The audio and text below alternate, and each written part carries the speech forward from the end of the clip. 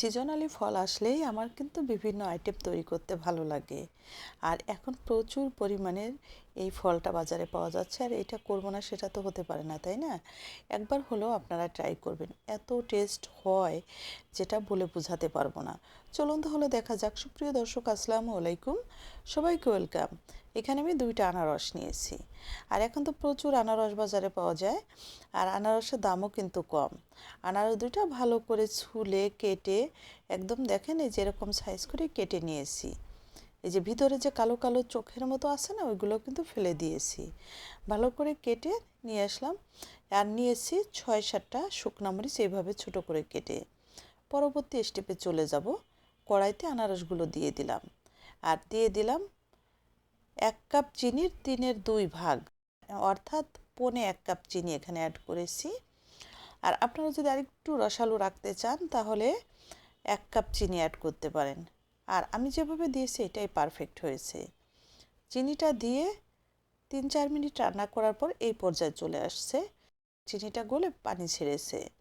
এখন অ্যাড করে দিলাম সামান্য একটু জর্দার কালার। এই যে জর্দার কালারটা ব্যবহার করেছি, এটা সম্পূর্ণ অপশনাল। কালারটা একটু ডিপ করার জন্য এখানে অ্যাড করেছি, এটা সম্পূর্ণ স্কিপ করতে পারেন।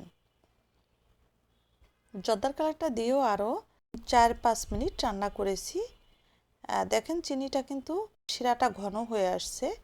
এখন অ্যাড করে দিলাম 2 টেবিল চামচ ভিনেগার, আর ভিনেগারটা দিয়ে আরও কিছু সময় একটু রান্না করে নিলাম। এখন অ্যাড করে দিলাম 1 চা চামচের 3/1 ভাগ লবণ। আমি এখানে একটু বিট লবণ অ্যাড করব, যার জন্য সাদা লবণটা কম ব্যবহার করেছি। আর বিট লবণ না থাকলে স্বাদ অনুযায়ী লবণটা আপনারা এখানে ব্যবহার করবেন। লবণ দিয়ে নাড়াচাড়া দিয়ে অ্যাড করে দিলাম যে শুকনো মরিচটা কেটে রেখেছিলাম, ঝুরি করে শুকনো মরিচটা। আরও হাফ চা চামচ দিয়ে দিলাম বিট লবণ।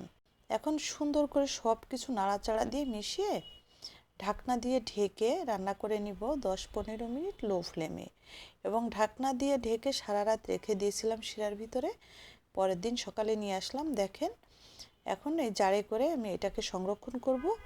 আর এইটা খেতে এত টেস্ট হয়, সারা বছরের জন্য এভাবে করে রেখে দিবেন। অতিথি আপ্যায়নে যে কোনো অকেশনে বা মুখরোচক খাবারের সাথে আপনি কিন্তু আচারটা খেতে পারেন, অসম্ভব মজা হয়। আর এই ধরনের আচার তৈরি করে রেখে দিবেন, আর যে কোনো অকেশনে কিন্তু অনেক খাবারের সঙ্গে এই আচারটাও সার্ভ করতে পারেন।